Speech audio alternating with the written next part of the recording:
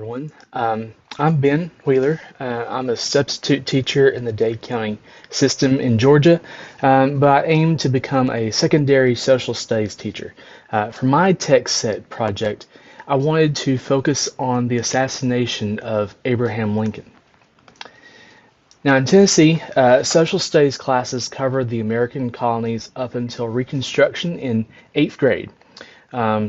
So this lesson is intended for a mainstream 8th grade class. However, due to my circumstances, since I'm still just a substitute, I'm basing the demographics on this slide on a social studies class I substituted for at Dade Middle School. As you can see from the table, there are 24 white or non-Hispanic students and one black or African American student. It also breaks down to 14 females and 11 male students. School-wide, about 58% of the students receive free or reduced lunches, and in the class there is one student with an IEP. In this lesson, I'm addressing 8th grade Social Studies Standard 8.67, Analyze the immediate political impact of the assassination of President Abraham Lincoln and Andrew Johnson's ascension to the presidency. So we're going to focus on the emotional and political fallout of the president's death more than the event itself. An essential question we want to ask is, how was Lincoln's legacy shaped by his assassination? I selected for my anchor text the most famous poem written by Walt Whitman, "O Captain, My Captain," which was published approximately 7 months after Lincoln was shot. I chose it because it conveys in just 3 stanzas the feelings of an entire nation regarding the loss of their beloved leader, by likening the country to a ship within sight of its destination and its captain, who unfortunately didn't live to see it make port. The poem communicates a tangle of emotions in a visceral way. The poem communicates relief and joy that the country made it out of the war somewhat intact. Also grief at the loss of the president and uncertainty about the future without him. The poem is multimodal, and each aspect presents its own set of challenges. As a written piece from the mid-19th century, it has many words and turns of phrase that may be unfamiliar to 21st century adolescents. So we may have to address those. It's also visual. Whitman crafted "O Captain, My Captain" in the way you see here, so that the last 3 lines of each stanza is shorter and fragmented to convey shock and grief. Finally, a poem is meant to be read aloud. There's no other way to fully comprehend the author's intent. Now, before we read "O Captain, My Captain," I will explain that we're examining the poem as a historical document more than as a literary work. We're not looking at the devices Whitman used except to glean what we can about his feelings as a proxy for the nation as a whole. That said, we will need to make sure everyone understands what an extended metaphor is, since that's the whole poem. That's the whole purpose of the poem. And finally, we'll cover the meanings of some challenging words and phrases. During the reading, I will ask for volunteers to read aloud, but avoiding a monotone. Try and get the emotional core of the poem. We'll try to experience the emotions that Whitman intended to convey, while of course trying to avoid being overdramatic, which I know is pretty difficult for 8th graders. Afterwards, we'll think about the detour that Whitman took from his typical format. Normally his poems used free verse and long flowing lines. That he used a rhyme scheme set it apart from his other work. It underscores the solemnity with which Whitman wrote "O Captain, My Captain." Finally, I do want to draw a literary parallel that Americans back then in the 19th century would have also seen. The Bible was the most widely read book in the country, and it's easy to draw a line between Abraham Lincoln and Moses as beloved leaders that guided his people through the wilderness, literal and figurative. But just before they reached the promised land, literal and figurative, they died.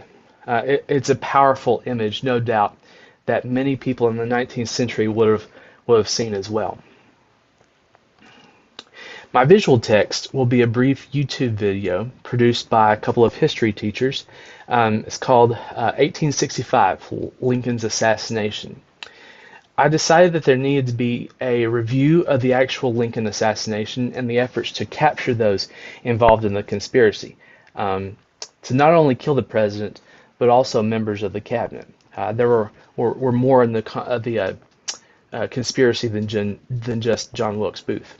Although the cited state standard, the essential question, and the anchor text are focused on the fallout from the murder, the students do still need to know about how it all came to be. Its modality is visual, and they have the benefit of seeing historical illustrations and other visual elements. But it's also audio, and students may struggle to listen to yet another disembodied voice talking over all these images. Since the video relies on historic illustrations and not reenactments, before we watch the video, I will describe the close quarters in Ford's Theater and the house to which the injured Lincoln was taken beforehand, how intimate it all was, how close together. While playing the text, I'll ask them to jot down 3 facts that they find interesting. After the video is over, I'll ask for volunteers to share their notes with the class, and I'll also ask questions for them to respond to. Give them several questions that they can choose from, and then they can use that as an exit ticket. So questions such as, the video mentioned that this is the first assassination of a president in U.S. history. Beyond the specific circumstances of Lincoln's death, how do you think this affected Americans as a whole?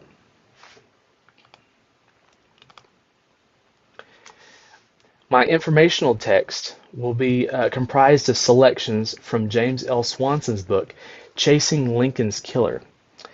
I chose this text because, first of all, it completes an important part of the Lincoln assassination story arc by showing how his killer was brought to justice, and it also shows students how a historian works by integrating primary sources and archival material into the narrative.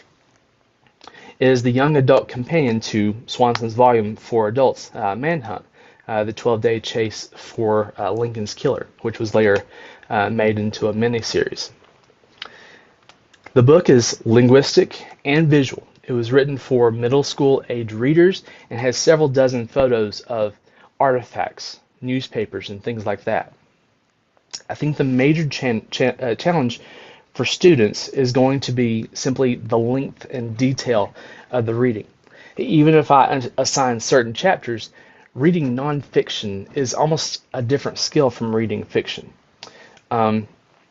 Even if it is written on a middle school level, it may prove difficult to hold their interest through the whole thing. Before we begin reading, I'll preview the different kinds of sources that Swanson used.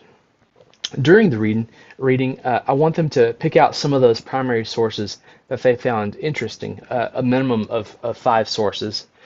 And after reading, we'll discuss those sources and why they matter to our understanding of the manhunt.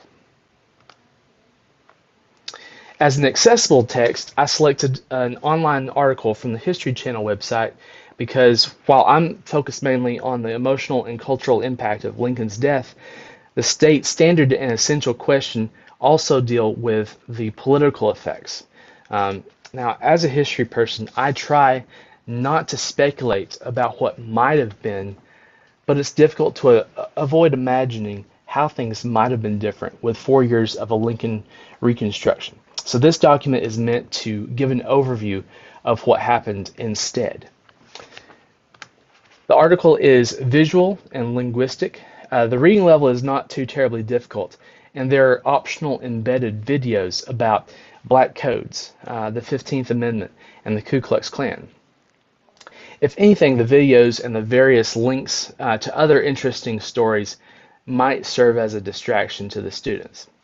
Before assigning the reading, I will ask for predictions of how students think the events will progress in the years following President Lincoln's assassination. During the reading, I will have students pay attention to how reality lines up with what they predicted and have them fill out a chart contrasting the three Reconstruction plans, those of Abraham Lincoln himself, those of Andrew Johnson, and then finally the Radical Republicans. After the reading, we will discuss how their predictions turned out and what the differences among the different plans for Reconstruction were. All right, guys, thank you very much for watching.